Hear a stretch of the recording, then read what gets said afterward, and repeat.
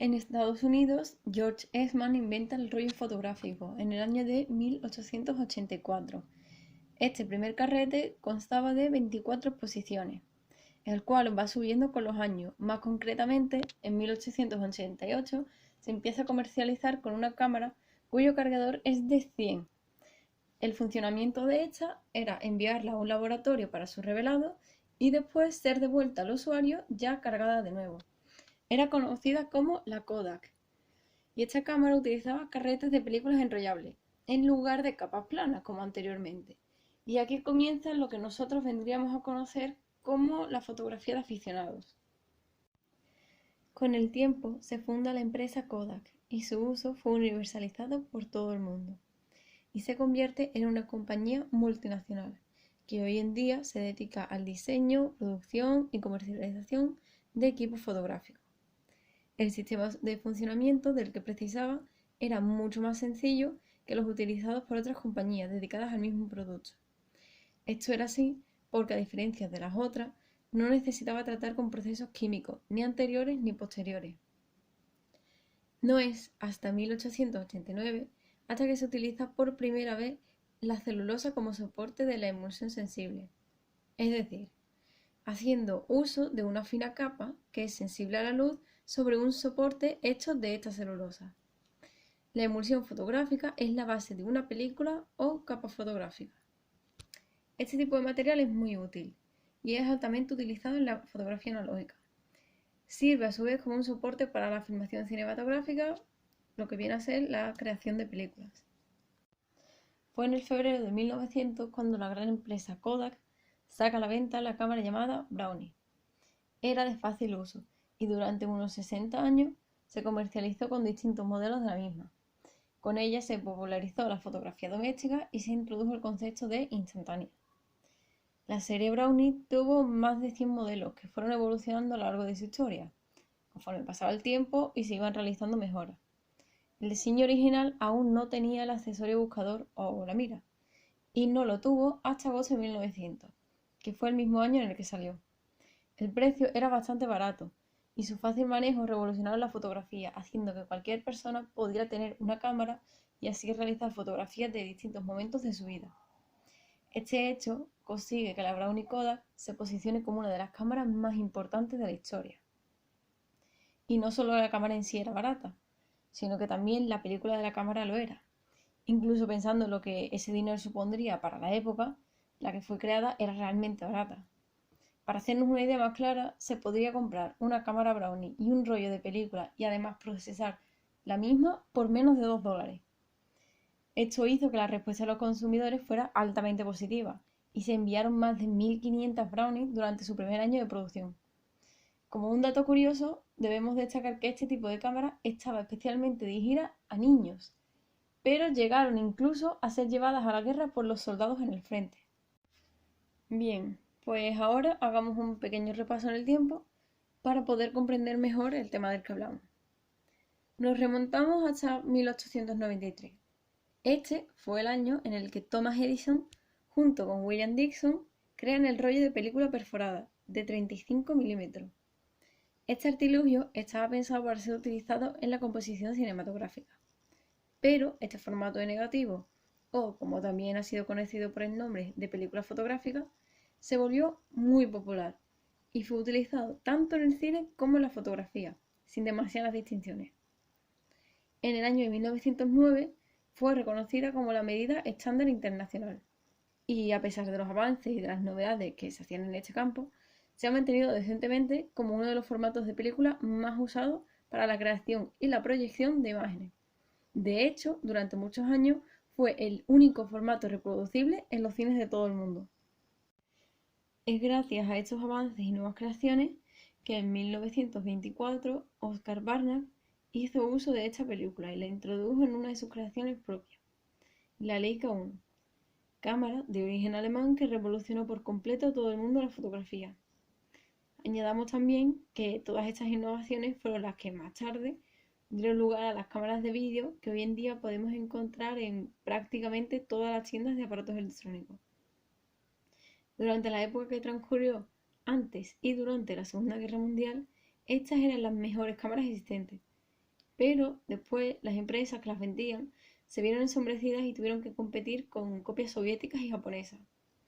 Esto hizo que sobre 1950 las empresas japonesas arrasaran con las europeas, ya que ponían a la venta sus productos por precios muy reducidos. La primera película analógica a color no llegó hasta 1935 con la Kodachrome, que fue la que por fin permitió sacar fotografías a color usando un carrete. No es que no se hubiera intentado eso anteriormente, pero los métodos eran muy artesanales y resultaban poco efectivos. Técnicamente, la primera fotografía a color la realizó el físico James Clerk Maxwell, quien, para poder conseguirlo, unió 3 fotos, las cuales tenían un filtro basado en los colores primarios. Fue el resultado en color la superposición de ellas. Al año siguiente apareció la Agfacolor. Los colores observables en esta no alcanzaban una gran saturación y parecían algo apagados, pero este es un tema que mejorará con el tiempo. Durante la década de 1930, Agfa y Kodak competían por el comercio fotográfico, mejorando cada vez más sus productos, compitiendo entre ellas por el favoritismo del público, etc. El mayor problema para el público se lo llevaban los aficionados, puesto que ellos no tenían ni medios ni conocimiento para revelar las imágenes, y esto hacía que tardaran mucho en poder ver el fruto de su trabajo. A esto añadimos que no todo el mundo se podía permitir enviar los carretes para que estos después les fueran revelados y devueltos. Por ese motivo, muchas personas acababan abandonando esta afición.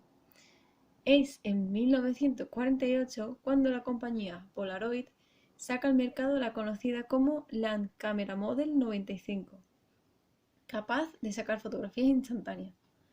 El creador de dicha cámara fue Edwin Land, y se dice que fue su hija quien le dio la idea de este invento. La mayor revolución en la historia de la fotografía es la creación de la fotografía digital, que sustituye el rollo de película por un sensor electrónico sensible a la luz. Explicándolo más detalladamente, consiste en la obtención de imágenes mediante una cámara oscura, de forma muy similar a la fotografía química. Sin embargo, así como en la química, las imágenes quedan grabadas sobre una película fotosensible y se revelan posteriormente mediante un proceso químico, que de aquí su nombre. En la fotografía digital, sin embargo, las imágenes son capturadas por un sensor de imagen que dispone de múltiples unidades fotosensibles. Estas aprovechan el efecto fotoeléctrico para convertir la luz en una señal eléctrica, la cual es digitalizada y almacenada en una memoria. En vez de negativos, se obtienen archivos digitales con la información del registro de la imagen. Dentro de la empresa Kodak, uno de sus trabajadores, Steve Sasson, fabrica en 1975 la primera cámara digital sin película. Funciona basándose en que, en vez de captar y almacenar fotografías en película química, como las cámaras de película fotográfica, recurre a la fotografía digital para generar y almacenar imágenes.